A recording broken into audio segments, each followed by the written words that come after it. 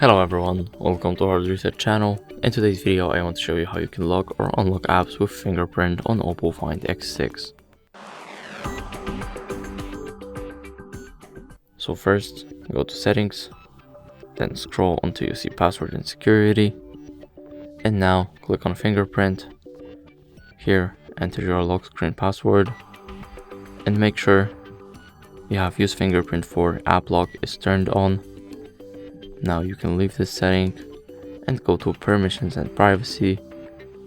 Now privacy, in here turn on app lock.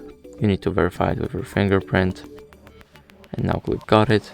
Here turn it on, and here we can turn it on for browser.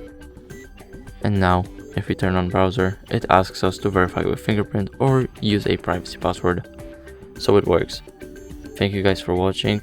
Make sure to like, subscribe, and see you in the next video. Bye.